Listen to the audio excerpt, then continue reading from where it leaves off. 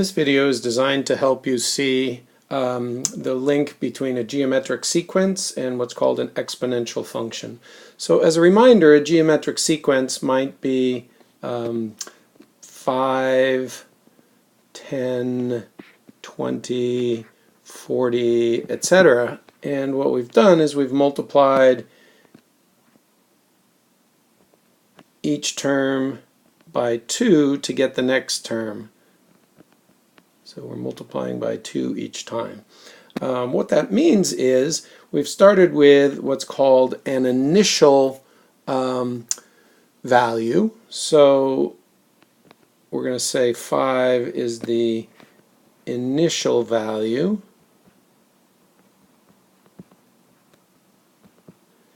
And then we've come along and multiplied by some what's called a common ratio. And so we're going to call this the common ratio. You can think of it as the multiplier.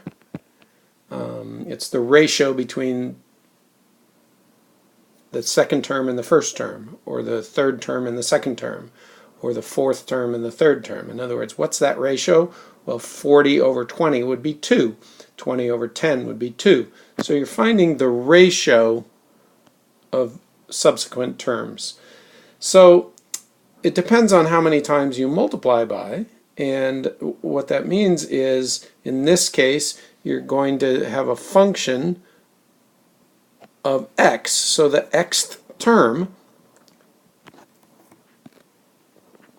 so it's a function f of x,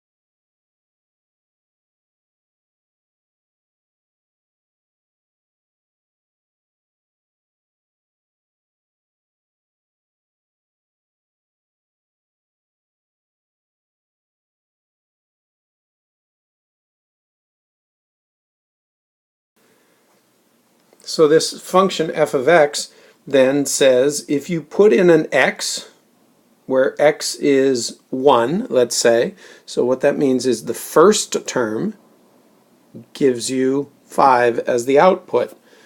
And you'll see that if you put in 1 for x, you get 1 minus 1 is 0, 2 to the 0th is 1, so 5 times 1 is 5. If you pick x as 2, you're going to get 10 as the output. If you pick x as 3, you're going to get 20 as the output, and if you pick x as 4, you're going to get 40 as the output, and so on. What this allows you to do is create points where you're graphing the input x and the output y, or the output of f of x. So we've created a function, and this is different from the function that we've created. Excuse me, is different than the sequence, because the sequence says x has to be a discrete whole number, so 1, 2, 3, 4, and so on. Whereas what we've created here, what we've written here, is a function where we could actually pick any value, any real value for x. So x could be 378.2, or it could be the square root of 9, the square root of 19, let's say. It can be any real number, and you can evaluate that, because you can raise 2 to a fractional or an irrational exponent power if you wish.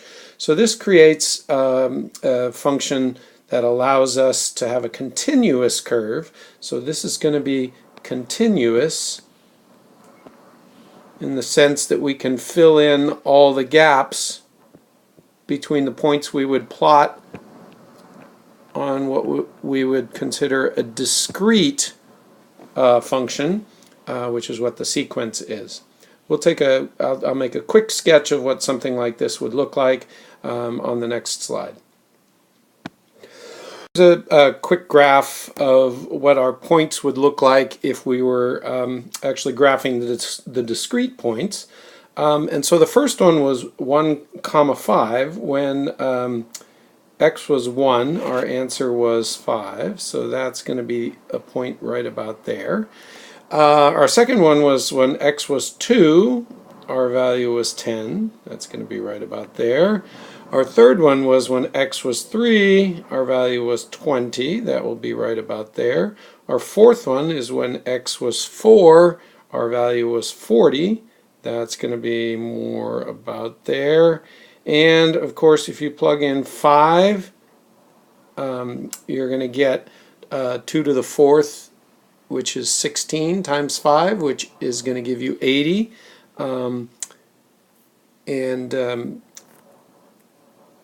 So the fifth one is going to be somewhere up here, and I will try to fill this in with a little bit of red, and what you're going to see is a function that's going to look something like this. I haven't drawn that beautifully, but you get the idea. A little better curve might be something more like that. At any rate, that's going to be your rough graph, and of course if you put in 0 for x, you're going to start to turn this into fractions, because remember our expression f of x equals 5 times 2 to the x minus 1. If we put in 0 for x, we're actually getting so f of 0 is going to be 5 times 2 to the 0 minus 1, which is 5 times 2 to the negative 1, which is 5 times 1/2, or 2.5. And therefore that's going to give us more like this point. And of course you could continue on into the negative region and down here, and you're going to get smaller and smaller. As x gets more and more negative, you're going to get a bigger fraction for 1 over 2 to the something. So it's going to be 5 divided by a large number, and it's getting closer and closer to 0. So this gives you a quick look at what an exponential function might look like. So it's exponential if the variable that you're plugging in is in the exponent of some consistent base. Okay? Hope that helps.